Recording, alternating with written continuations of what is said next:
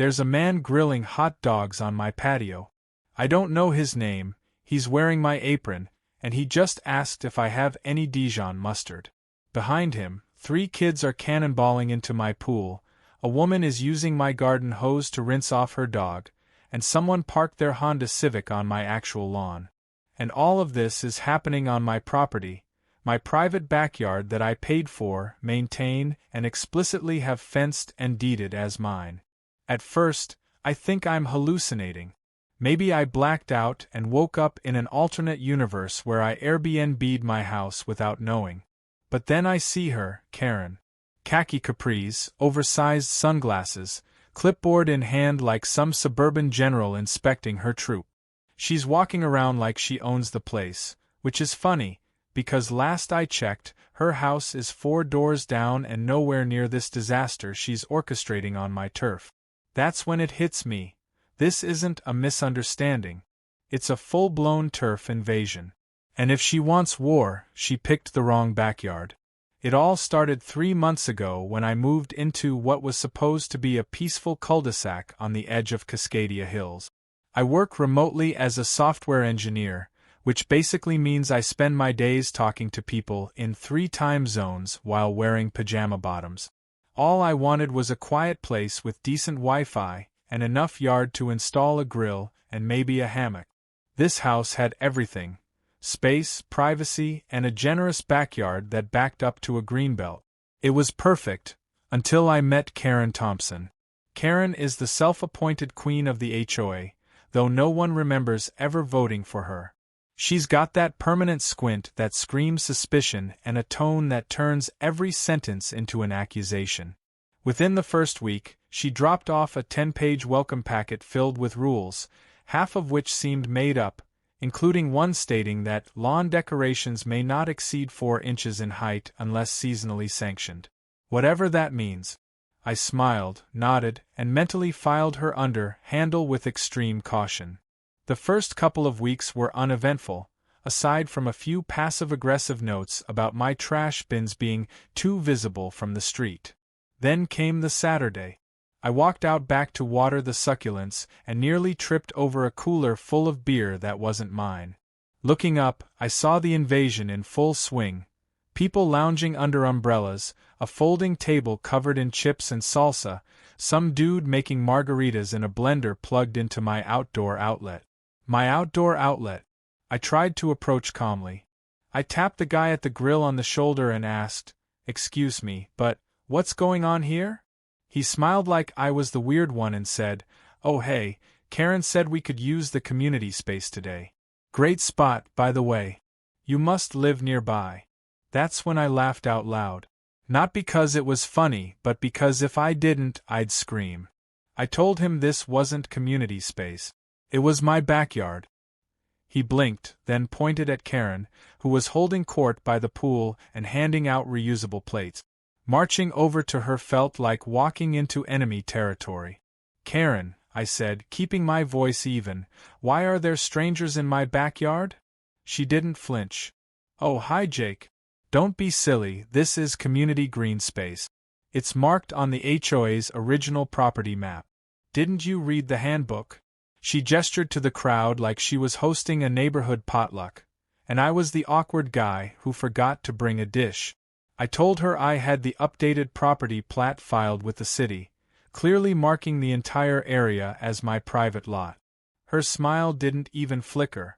"Maps can be misleading," she said. "Besides, you weren't using it."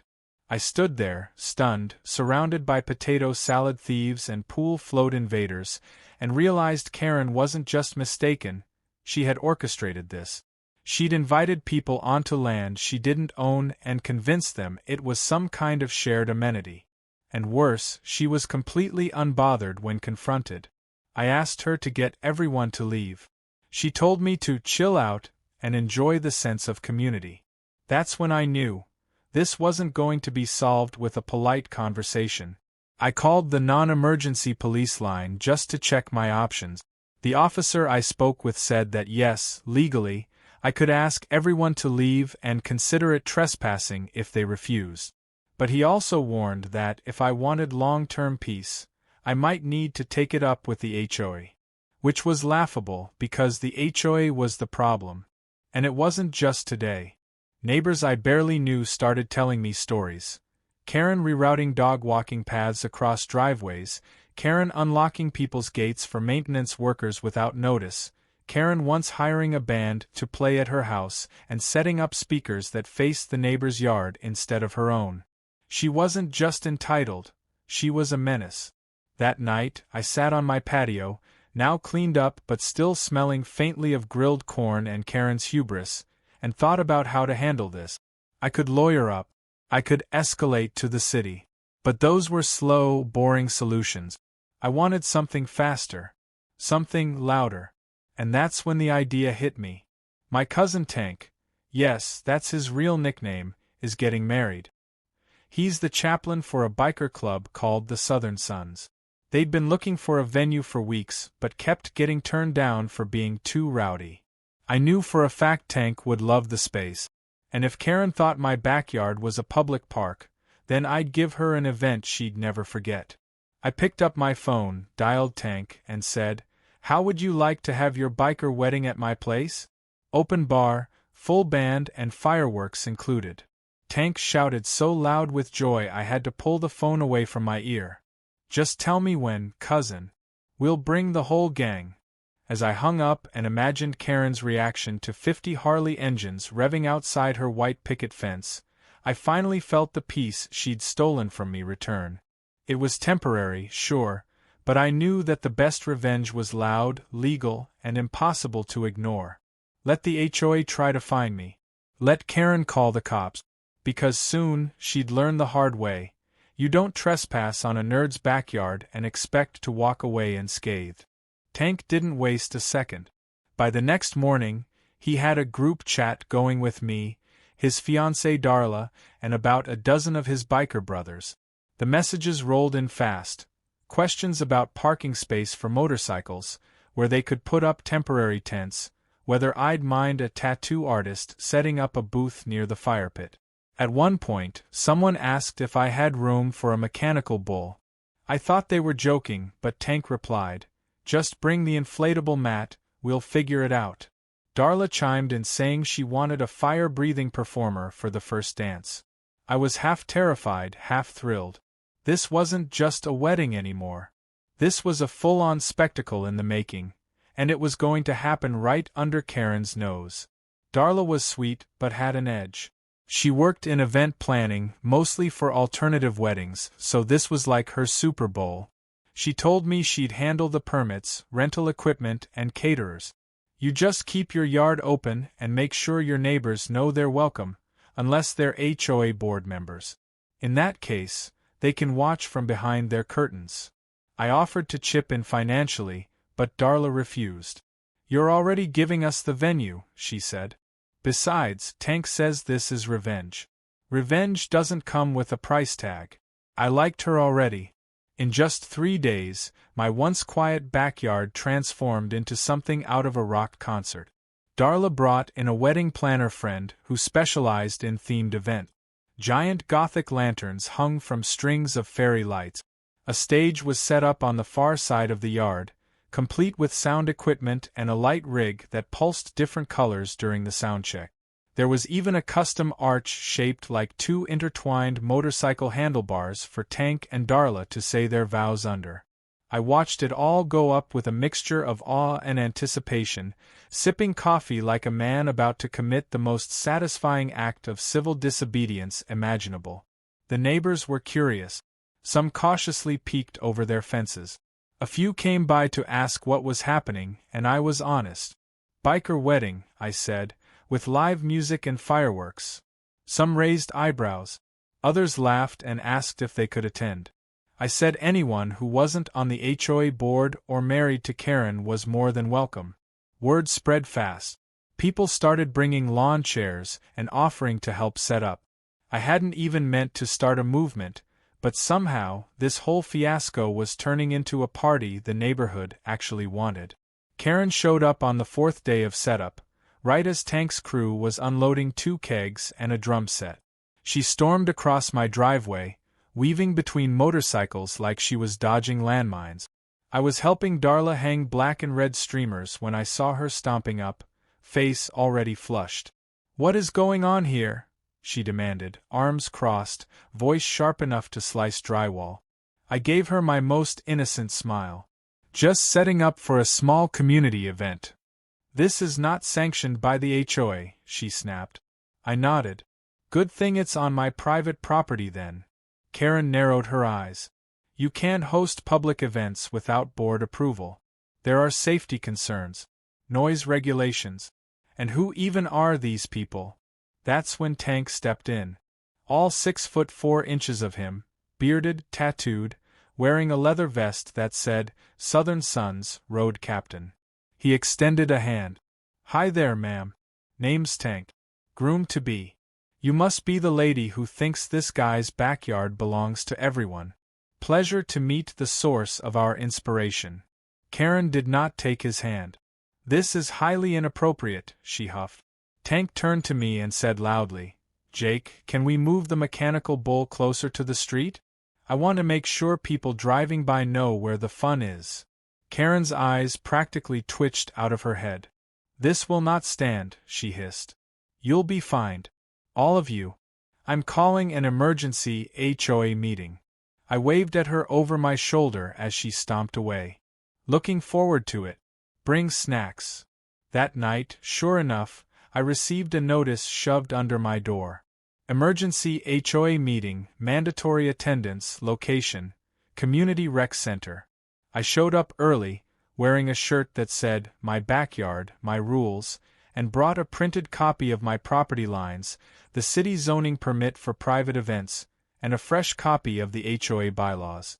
Karen sat at the head of the folding table like a scorned monarch. She opened the meeting with a list of complaints: noise violations, unsafe gatherings, improper use of shared space. I waited my turn. When she was done, I stood up, handed out the documents, and walked them through everything. I own the land. The city approved the event. It's a private wedding, not a public concert. The guest list is curated, and yes, there will be fireworks, but they're legal, supervised, and pre-approved by the fire marshal. Any questions? The room went quiet. The HOA lawyer, a bored-looking man in a wrinkled blazer, cleared his throat. "He's within his rights." Karen looked like she might scream. "But the spirit of the neighborhood isn't legally binding," I interrupted. Several other board members looked relieved. One of them, a man named Greg, whispered to me on the way out, "Honestly, I can't wait. She made us shut down a kids' lemonade stand last month." The next day, the final pieces rolled in. Darla brought in a catering truck that served tacos and bourbon-glazed ribs. A bartender set up a bar shaped like a coffin. The mechanical bull arrived in all its inflatable glory. And then came the cherry on top: a beat-up van with the words "Big Bang Pyro Company" spray-painted on the side. Two guys climbed out and began assembling what looked like a 4th of July finale in my backyard. They wore matching shirts that said, "We make noise look beautiful." Karen was spotted that afternoon standing on her roof with binoculars. I waved. To keep my own sanity, I had soundproof insulation temporarily added to my bedroom and office. I also parked my car in a neighbor's driveway in case Karen tried to get it towed. Every contingency was covered. The day before the wedding, Tank gave a speech at the final walkthrough. "This isn't just a wedding," he said. "This is a stand for property rights, for love, and for the right to party without HOA tyranny. Let freedom and fireworks ring." Everyone cheered. I nodded quietly, watching Karen's blinds twitch across the street. She had no idea what was coming. And honestly, that made it even better. The morning of the wedding started with the deep, unmistakable rumble of motorcycle engines rolling in like thunder. I was still brushing my teeth when the first group arrived, 10 bikes strong, perfectly synchronized, flags flying, leather gleaming in the morning sun. They lined up along the street like a cavalry of chrome and rebellion. The neighbors came out in bathrobes, coffee mugs in hand, staring with a mix of awe and panic. Some waved. A few filmed. One elderly couple even brought out folding chairs to watch. But from across the street, behind a perfectly trimmed hedge and two gnomes dressed like firefighters, Karen stood frozen on her porch, mouth open, one hand gripping her pearl necklace like she'd just witnessed a crime scene. By noon, the entire block felt transformed. My yard had been converted into a full-blown wedding festival. The arch was up, decorated with black roses and miniature skulls in top hats. The taco truck was already serving brunch burritos. A cover band was doing a sound check, blasting a heavy metal version of Here Comes the Bride that actually sounded kind of amazing.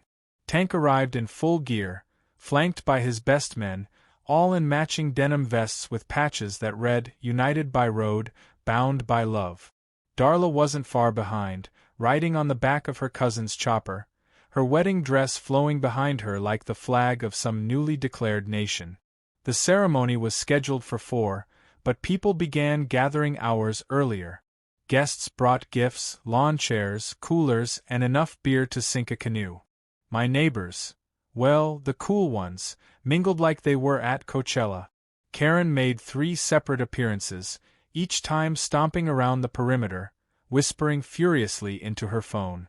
At one point, she pointed directly at a man roasting corn over a portable flame and yelled, "That's an open fire violation." The man, without breaking stride, responded, "Ma'am, I am the fire marshal," and proceeded to offer her a roasted ear. She stormed away in a huff, clutching her clipboard like it was a shield. Then came the ceremony. At exactly 4 o'clock, the band went silent, and the revving of engines took over. Each groomsman rode down the makeshift aisle on their bike, stopping just short of the altar and forming a roaring semicircle. Tank entered last, helmet under his arm, eyes shining. Darla appeared at the top of the deck stairs, radiant in a white leather dress with silver chains draped across the bodice. Her veil was made of lace and black mesh, and as she descended the steps, the band played a slowed-down, haunting version of Sweet Child O' Mine. It was oddly perfect. The vows were surprisingly heartfelt. Tank promised to always carry extra fuel, both literal and emotional. Darla vowed to never complain about oil stains on the driveway. There were tears, laughter, and a very moving tribute to Tank's late pit bull, which somehow brought the entire front row to tears. They sealed it with a kiss as the crowd erupted in applause, engines revved in celebration, and someone popped a confetti cannon that shot red and black streamers into the air. But, of course, Karen wasn't done. Halfway through the reception, just as the band launched into a surprisingly decent metal cover of Can't Help Falling in Love, the lights flickered. Then they went out completely. The band stopped playing. The DJ's laptop shut down. The drink machine fizzled. For a few seconds there was just silence, and then confused murmurs began to spread through the crowd. I rushed around the side of the house and found the culprit fast. Karen, standing beside the utility box with a crowbar in hand and a look of smug righteousness painted across her face. "I warned you," she said, not even flinching as I walked up. "This is a danger to the community. I had to do something." "Karen," I said, trying to stay calm, "you just tampered with private utility infrastructure. That's not just petty. That's illegal." "I'm the HOA president," she barked. "I have authority here." "You have authority over hedges and mailbox colors," I snapped. "Not city utilities." That's when the fire marshal walked up behind me. "Ma'am," he said firmly, "did you touch that box?" Karen looked at him like he was a mosquito. I had no choice. He looked down at the crowbar still in her hand and then pulled out his radio.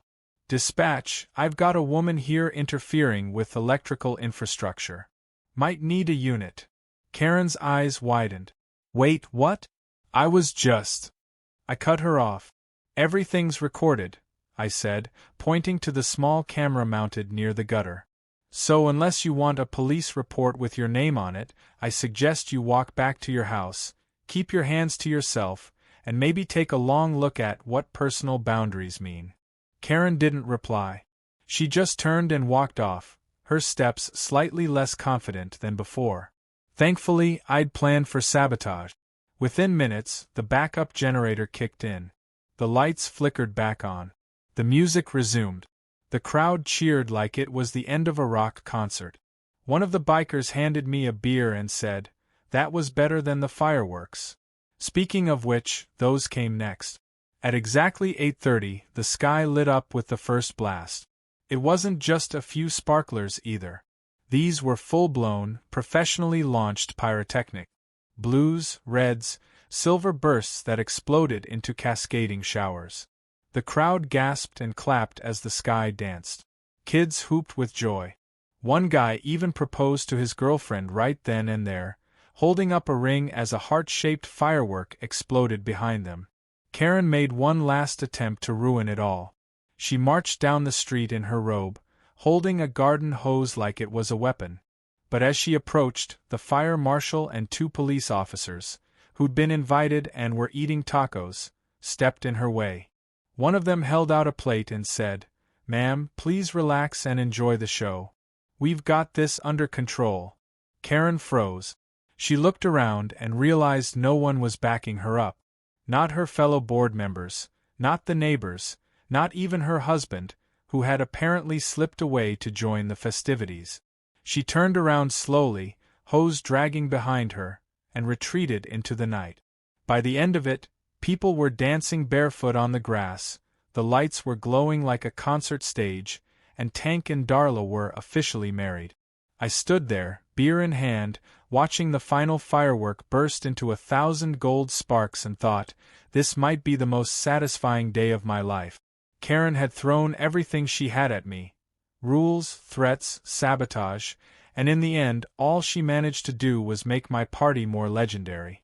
What she didn't know, what she still hadn't grasped, was that I hadn't just fought back. I'd turned her own twisted sense of authority into the stage for her downfall. She wanted to control everything. Instead, she ended up as a footnote in the best party our street had ever seen. The morning after the wedding felt like the calm after a storm, if the storm had included leather jackets, fireworks, and 3 separate marriage proposals. My backyard was a mess of empty cups, stomped confetti, and a lone motorcycle helmet resting on a garden gnome. The good news was that cleanup was already underway. Tank's crew, true to their word, were surprisingly efficient. By 10 a.m., the stage was coming down, trash bags were piled neatly by the curb, and someone was even power washing my patio. It was the kind of post-party morning that somehow still smelled like smoked ribs and victory. But the peace didn't last. I'd barely finished my second cup of coffee when I heard the crunch of angry footsteps on gravel. I turned around just in time to see Karen marching up my driveway like she was leading a battalion. Her eyes were red from either lack of sleep or sheer fury, and she was waving a thick manila envelope like it was the sword of justice. Behind her trailed 2 of the lesser HOA board members, Greg, who always looked like he regretted being there, and Linda, who carried a tablet and seemed more interested in logging everything than actually participating. "Jake," Karen snapped, stopping in front of me with the air of someone about to deliver a royal decree. "You've left us with no choice. We're initiating formal proceedings against you. You've committed multiple violations of the HOA's community guidelines, disturbing the peace, unauthorized public gathering, illegal signage, and hosting a mechanical bull without board approval." I blinked. "That last one's not real." "It is now," she hissed. Greg awkwardly cleared his throat. "Actually, Karen, the board hasn't voted on any of this yet." Karen spun on him. "Greg, you agreed to back me." "I said I'd attend the meeting," he replied weakly. "Not declare war." I could barely hold back a grin. Karen, realizing her backup was melting like butter in the sun, turned back to me and shoved the envelope into my hand. "Regardless, we've received over a dozen complaints from concerned residents. Your behavior has made people feel unsafe. You've tarnished the image of our community." I opened the envelope and pulled out a stack of paper, photos, emails, and printed screenshots from what appeared to be next-door rants and poorly cropped Facebook posts. One particularly blurry photo showed me laughing next to a guy holding a smoked turkey leg like a microphone. The caption read, "This is what the HOA is allowing now?" "Karen," I said calmly, "most of these complaints are just your own posts. I can see your name on half of them." She opened her mouth to object, but Linda suddenly stepped forward with a quiet cough. "Actually, we've also received counter-feedback." Karen turned sharply. "What?" Linda looked down at her tablet. "Over 20 emails and voicemails from residents thanking Jake for hosting. A few said it was the most fun they've had in years. One guy wrote a poem." "A poem?" Karen repeated, horrified. Linda nodded. "Also, someone started a petition to rename the community park Freedom Field. It's got 60 signatures so far." Karen's left eye twitched. "This is absurd. That was a display of chaos. We're supposed to be a respectable neighborhood." I looked around at the now quiet street. A few neighbors were outside chatting happily, one of them wearing a wedding favor t-shirt that read "Love Rides Loud." "Looks pretty respectable to me," I said. "Besides, you said it yourself. It was a community space." She pointed at me furiously. "You tricked everyone." "I just took your logic to its natural conclusion," I said. "You wanted my yard to be a public venue? I gave you a front row seat." Karen had nothing to say to that. She turned and stormed off again, leaving Greg and Linda awkwardly behind. Greg gave me a small nod and followed her. Linda hesitated, then smiled slightly and said, "The fireworks show was really good." By the next HOA meeting, things had shifted. A lot. Karen tried to rally her usual allies, but they were suddenly less enthusiastic. Turns out, a lot of folks had enjoyed themselves at the wedding. More importantly, many of them had realized just how exhausting Karen had become. Someone pointed out how she fined them for having a decorative frog statue that was too whimsical. Another brought up the time she banned inflatable holiday decorations because they encouraged tackiness. The mood in the room wasn't just against me, it was turning against her. I stood up, presented my case, and ended with a video montage I had thrown together the night before. It included clips from the wedding, footage of Karen attempting to cut power, and a slow-motion pan across smiling neighbors, kids dancing, and one guy fist-pumping during the fireworks finale. The last frame was a shot of my deed, zoomed in on the property line. There was silence when it ended. Then someone clapped. Then more joined in. Karen didn't clap. Instead, she stood and gave one of the most chaotic, spiraling speeches I've ever witnessed. She accused me of inciting a coup, manipulating the neighborhood, and undermining the values of suburban civility. She even claimed I trained a dog to bark every time she walked past my house. I don't even own a dog. The vote to remove her as HOA president passed with an overwhelming majority. And the twist? The woman nominated to replace her was Darla. Turns out, she and Tank had decided to buy a house in the neighborhood after the wedding. She got her real estate license approved just in time to attend the meeting as a full-fledged resident. When someone jokingly suggested she should take over the HOA, she laughed, and then agreed. "Honestly," she said, "after planning that wedding, running a neighborhood will be easy." Karen left the meeting in stunned silence. Her rule was officially over. In the following days, things started to change. The new HOA board revised the bylaws to remove half the ridiculous rules Karen had installed over the years. Decorative frogs were now fully allowed.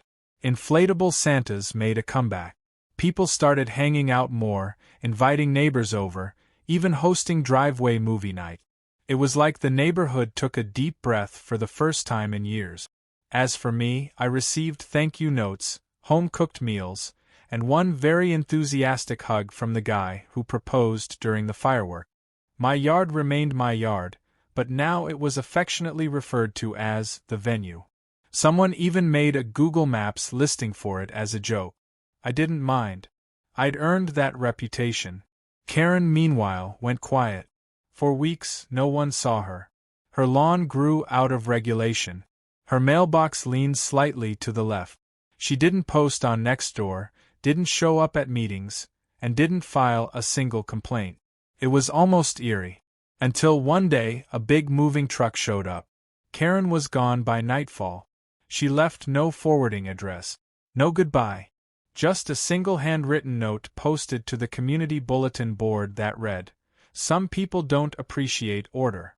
Someone crossed it out and wrote underneath, "Some people don't appreciate tyrants." And just like that, the chapter of Karen closed. But for me and the rest of the neighborhood, a new one had just begun. One with fewer rules, more cookouts, and absolutely no HOA presidents with clipboards. There was something strangely poetic about the way peace returned to Cascadia Hills, not with silence, but with music, laughter, and the occasional rev of a Harley engine echoing down the cul-de-sac. In the weeks after Karen's departure, the neighborhood began to breathe again. It wasn't loud or wild all the time. No, it was something better. Balanced. Happy. People started talking to each other, waving more often, organizing things like weekend BBQs and driveway potlucks without worrying about whether their chairs matched HOA-approved color palette. For the first time since I'd moved in, the place felt alive. It felt like a neighborhood should. Tank and Darla settled into their new home 2 streets over, and it didn't take long before they became community favorite. Darla took her new HOA president title more seriously than anyone expected, but in the best way. She streamlined communication, eliminated the useless bylaws, and held monthly meetings with actual food instead of dry cookies and awkward silences. Tank, meanwhile, became a sort of unofficial neighborhood enforcer, not with rules but with generosity. If someone's tire went flat, he was there with a jack. If a kid's bike chain broke, he'd fix it while making the kid promise to wear a helmet. And yes, if someone tried to mess with anyone again, you better believe Tank would be the first to knock on their door, smiling and ready to explain things in a tone that left no room for debate. As for me, well, I guess you could say I found my groove. I went back to work, but my yard became a bit of a local legend. People would walk by and casually mention how they remembered the biker wedding, like it was a Woodstock-level event. One neighbor actually asked if I was planning to host another. I laughed and told him, only if another Karen tries to claim my property. A running joke started after that. Anytime something ridiculous happened, someone would say, "You want another biker wedding? Because that's how you get another biker wedding." One evening, as I was watering my plants, a man I didn't recognize approached the fence. He was tall, wore a suit too tight for his frame, and held a clipboard. I immediately tensed. There was something about a clipboard that gave me HOA flashback. He introduced himself as a reporter from a local online magazine. Apparently, word of the incident had spread.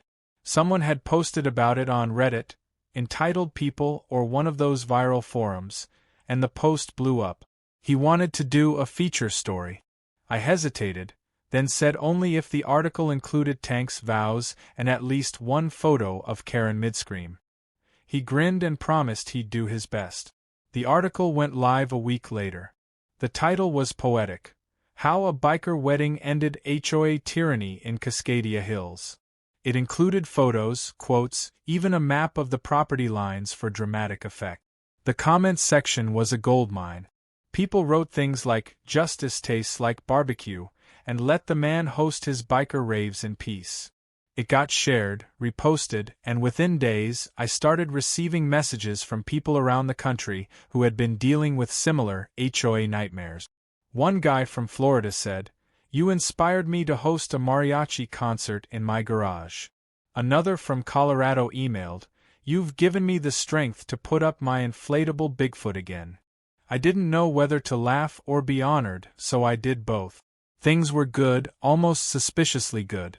And then, just when I thought the final page had turned, I received an envelope in the mail.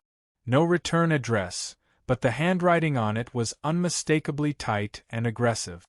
Inside was a photocopy of a formal complaint from a different HOA in a different state. Arizona, to be exact. Apparently, Karen had moved to a gated community in Scottsdale. According to the complaint, she had already attempted to implement emergency decorative restrictions, had reported her neighbor for using a grill on a weekday, and filed 6 noise complaints about birds. The best part? The complaint wasn't against her, it was about her. Someone, somehow, had found my story and sent it to the new HOA. Now they were compiling documentation and building a case to remove her from their board, where she had apparently tried to install herself within a month of arriving. There was even a line in the letter that read, "Do you have any further footage or history we might reference? Your experience could help us expedite action." I nearly dropped the letter from laughing so hard. I sat down at my computer and composed a reply. I attached the wedding video, the HOA meeting vote results, and a personal statement that began with, "Once upon a time, a woman with a clipboard tried to claim my backyard." I clicked send with a level of satisfaction most people only experience when hitting a game-winning shot or discovering they don't owe taxes. It felt like closure. The kind that doesn't come wrapped in courtroom drama or fines but in fireworks, friendship, and a quiet sense of justice. Karen had tried to control a neighborhood, then fled when it didn't go her way, only to find herself repeating the cycle elsewhere. Maybe she'd never change. But we had. And that was enough. That weekend, Tank and Darla hosted a block party, officially sanctioned by the new HOA, complete with flyers and a bounce house. The whole street showed up. Someone brought a karaoke machine. Another neighbor handed me a t-shirt they'd made that said, "Backyard Hero." I tried to play it cool, but inside I was beaming.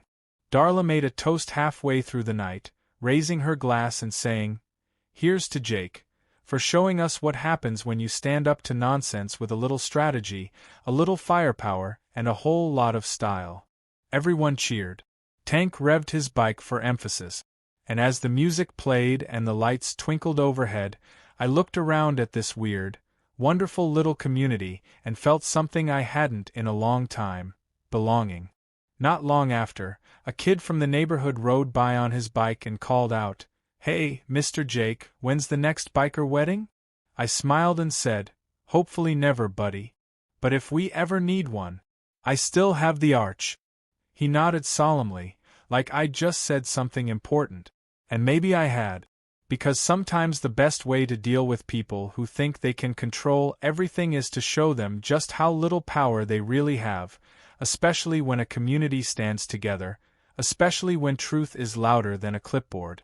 And if that truth happens to come with leather jackets and a fireworks finale, well, all the better.